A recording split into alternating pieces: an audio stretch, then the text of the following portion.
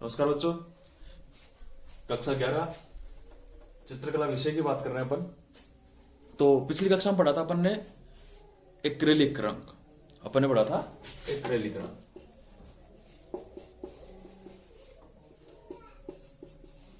अपन ने इनसे पहले जल रंग, पेस्टल रंग, जल रंग, टेम्परा रंग, वॉश पद्धति, ये सब पढ़ा था अपन ने। इसके बाद में अपन ने कैनवास बनाने की विधि भी पढ़ी थी। अपन ने तेल रंग भी पढ़े थे।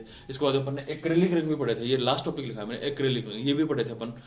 ऐसे धीरे धीरे अपन ने टॉपिक पढ़े हैं।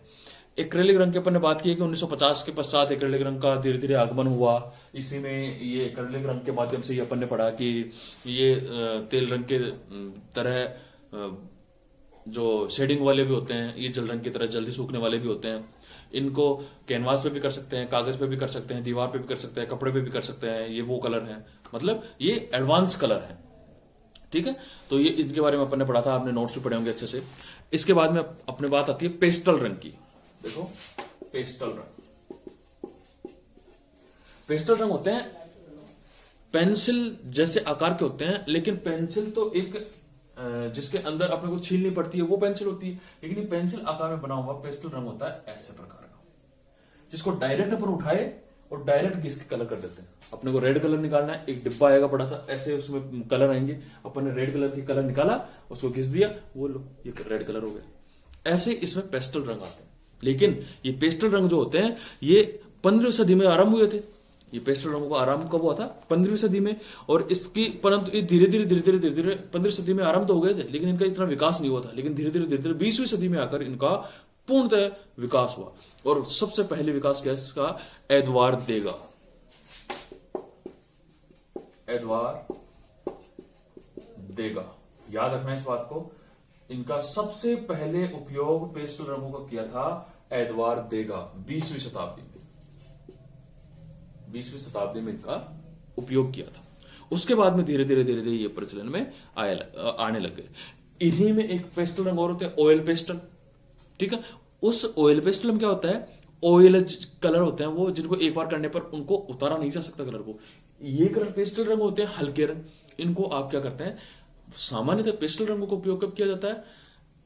अपन ने किसी चित्र का निर्माण किया है, उस चित्र को अपने को पारदर्शी दिखाना है। पारदर्शी का मतलब समझ गए होंगे आप, दिखने वाला। अपन ने क्या किया है, एक चित्र बना लिया, उसका घूंघट बनाना है। इसी औरत का चित्र बनाया अपन, उसमें अपने को ऊपर से घूंघट बनाना है। तो औरत का चित्र अपन एक्रेलिक कलर से कर सकते हैं, लेकिन ऊपर से अपन पेस्टल रंगों का भी इस्तेमाल कर सकते हैं, या पूरा ही अपन पेस्टल रंग से इस्तेमाल भी कर सकते हैं और उसमें घूंघट भी दिखा सकते हैं, जिसमें से अपने को अंदर से चेहरा भी दिखेगा और घूंघट भी दिखेगा। ऐसे अपने को पेस्टल रंगों का इस्तेमाल किया जाता है। ठीक है, इसके बाद में देखो, आपको बताऊं मैं कि एक वर्ण के ऊपर दूसरे रंगत लगाकर कोमल छाया अंगुली से रंगों को चिपकाकर नवीन रूप ला सकते हैं। मतलब नॉर्मल तरीके से इनका प्रयोग होता है। देखो, आप अपन बुक पढ़ेंगे तब आपको पता चलेगा कि पेस्टल रंगों से कैसे उपयोग किया जाता है। अपन आगे जाके इनका उपयोग करके भी देखेंगे एक बार, पेस्टल रंगों का उपयोग। ठीक है, साधारणतः पेस्टल रंग के चित्रण को उचित तरीके से सुरक्षित व स्थायीकरण करना चाहिए, नहीं तो रंग झड़ने लगते हैं। एक बार अगर किसी सीट पर अपन ने चित्र लगा दिया, उस चित्र को अपन देखेंगे कि वो झड़ने लगता है कलर। अगर इनको स्थायी रंग, इनको लगाने के बाद में सुरक्षित व स्थायीकरण, इनका स्थायीकरण नहीं करते अपन, इनको अच्छे से नहीं रखते हैं, तो ये रंग झड़ने लगते हैं धीरे धीरे। ठीक है, बाजार में स्थायीकरण हेतु कई फिक्सेटिव, एक आजकल ऐसा ऑयल आने लग गया, अपन इसमें कलर करेंगे और कलर करके उसके ऊपर ऑयल डाल देंगे, तो उसके माध्यम से क्या होगा अपने पास में, उसके माध्यम से ये होगा कि वो कलर स्थायी हो जाएंगे, वो कलर स्थायी हो जाते हैं। ठीक है, और जिन्हें लाख सुंदर रस आदि को अल्कोहल में मिलाकर तैयार किया जाता है। देखो, एक ऐसा अपने पास में ऑयल आने लग गया, जिसको अपन अल्कोहल में मिलाकर उसको चित्र पे करने से, उसमें चित्र में जितना भी कलर किया हुआ है पहले का, वो कितना ही हल्का कलर हो वो उतरेगा नहीं, वो फिक्सेटिव हो जाता है, वो फिक्स हो जाता है वो कलर। तो आजकल इनको पेस्टल रंगों को फिक्स करने के लिए, पहले ये झड़ते थे रंग, लेकिन इनको सीट से उतरे नहीं, इसके लिए फिक्सेटिव का इस्तेमाल भी करने लग गए। ठीक है, तो ये हो गए अपने पेस्टल। एडवार्ड देगा ने 20वीं सदी में इनको आरंभ किया। इसके बाद में अपन पढ़ते हैं कोलाज। देखो, कोलाज क्या होता है? सामान्यतः सब जानते हो कि कोलाज क्या होता है। आजकल मोबाइल फोन में भी अपन कोलाज का इस्तेमाल करते हैं, लेकिन वो कोलाज अलग होता है। अपन जिस कोलाज की बात कर रहे हैं वो अपन अलग बात कर रहे हैं। मोबाइल फोन में जिस कोलाज की बात करते हैं अपन, वो कोलाज होता है जिसमें 5-6 फोटो एक साथ लगा दी अपन ने डीपी में, फोटोग्राफी में, किसी में भी, और उसमें एक जगह लगा कि एक किसी और फोटो, एक कोई और फोटो, एक कोई और फोटो, ऐसे करके अपन ने फिक्स सेव करके और उसको कोलाज नाम दे दिया गया। लेकिन रियल में ये कोलाज नहीं है।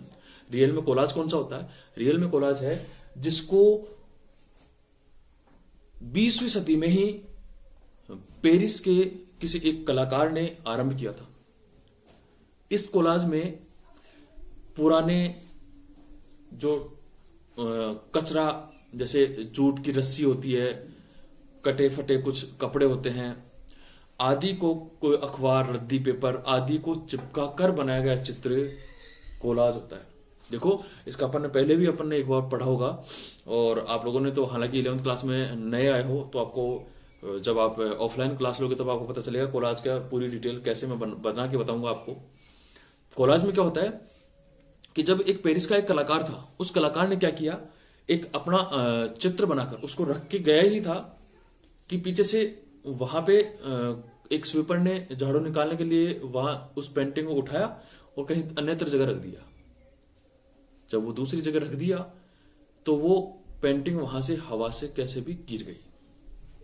कलर गीला था, ऑब्वियसली बात है, उस पर कचरा लगना ही था। तो जैसे ही वो पेंटिंग गिरी उसके ऊपर कचरा चिपक गया, और कचरा चिपकने के बाद में उसने, जो पियोन था, उसने सोचा कि यार ये तो गड़बड़ हो गया। उसने तुरंत पेंटिंग उठाई और वापस वहीं की में रख के तुरंत झाड़ू वाड़ू निकाली और गायब, चला गया। जैसे ही पेरिस का कलाकार अपने यहाँ पेंटिंग के लिए अपने ऑफिस में आया और देखा तो कि हाँ मेरी पेंटिंग देखा, तो वो उसको देखते रह गया अचंभित, ये क्या हो गया, मेरी पेंटिंग को क्या हो गया ऐसा। उसने कहा कि जो मैंने पेंटिंग बनाई थी वो लाखों में बनाई थी, लेकिन जिसको मैं अब देख रहा हूं ये तो करोड़ों में बिकने वाली पेंटिंग है, ऐसा क्या हो गया इसमें। और तभी से कोलाज की धीरे धीरे शुरुआत हो गई। जो भी कचरा वचरा, जो भी अपने कोई चित्र बनाकर उस पर हल्की सी मिट्टी, जूट की रस्सियां, ठीक, पेपर की कटिंग वगैरह, ये सब चिपकाकर उसमें अलग से कुछ पेंटिंग बना दी जाती है, वो होता है कोलाज। समझ गए? तो ये कोलाज होता है। मैं थोड़ा सा आपको पढ़ के भी सुनाता हूं। प्रत्यक्ष वस्तुओं को चित्र धरातल पर चिपकाकर बनाई गई आकृति कोलाज कहलाती है। जो मैंने कही है वही है, प्रत्यक्ष वस्तुओं को, जो भी आपको दिख गई छोटी मोटी वस्तुएं, उनको काट पीट के अपन ने चित्र धरातल यानी सीट पे या कैनवास पे या किसी पे भी चिपकाकर बना दिया, वो कोलाज हो गया।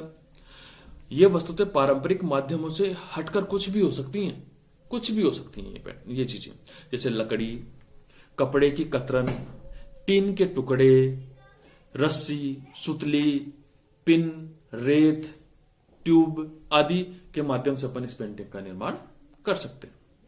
इसका सर्वप्रथम उपयोग घनवादी चित्रकारों ने किया था। देखो, पेरिस के अंदर एक घनवाद का उदय हुआ था, ठीक है। उस घनवाद में क्या हुआ कि जो भी चित्रकार थे वहां के, वो एक जगह मिल गए सब, और सब ने एक समूह बनाकर सोचा कि मैं पेंटिंगों का निर्माण करेंगे हम। और उन्होंने क्या किया, पेंटिंगों का निर्माण एक समूह में मिलकर करना शुरू कर दिया। जब उन्होंने पेंटिंग बनाना शुरू की तो उन्होंने एक वाद का प्रचलन किया कि अपन जितने भी चित्रकार हैं ये सब घन आकृतियों में चित्र बनाएंगे, घन आकार, ठीक है। तो घन आकार उन्होंने चित्र बनाए सारे। तो उसी समय वो घनवाद के नाम से जाना जाता था, और उसी घनवाद में कोलाज का निर्माण हुआ था। उसी घनवादी चित्रकारों में से ही कोलाज का निर्माण किया गया था। देखो, घनवाद कलाकारों में मुख्य रूप से ब्राक एक कलाकार का नाम था, ब्राक। ये ब्राक कलाकार था, ये बहुत माना हुआ कलाकार था, पेरिस का सुप्रसिद्ध कलाकार था। इसने ही कोलाज की शुरुआत भी की थी, याद रखें इस बात को आप। ब्राक और पिकासो का आपने नाम सुना ही होगा, एक सुप्रसिद्ध कलाकार था पिकासो, ठीक है। इस पिकासो ने भी जो कोलाज था इसकी शुरुआत की थी। मतलब ब्राक और पिकासो के काल से ही इस कोलाज की शुरुआत मानी जाती है। इसका सर्वप्रथम प्रयोग घनवाद के चित्रकारों ने ही किया था। घनवादी चित्रकारों ने कपड़ा, दीवार, कागज, समाचार पत्र, बैंत, जाली, माचिस आदि वस्तुओं को, कचरे को इकट्ठा करके और एक चित्र धरातल पर चिपकाकर और इस कोलाज का निर्माण कर दिया था, ठीक है। परंपरागत पद्धति से वस्तु का हूबहू चित्रण की बजाय उन्होंने सूचक रूपी चित्र बनाना शुरू कर दिया। मुझे दिख रहा है कि मैंने ये चित्र बनाया, मैं जैसा दिख रहा है वैसा बनाऊं, लेकिन नहीं। लेकिन क्या किया, एक परंपरावादी चित्र परंपरा मैंने चालू कर दी। कैसे, एक कुछ भी मेरे को दिख रहा है उसके हूबहू उसका जैसा नहीं बनाकर लगभग उसका जैसा मैंने कोशिश कर दी। कैसे, जैसे अपन ये एक औरत का चित्र बना रहे हैं, ठीक है,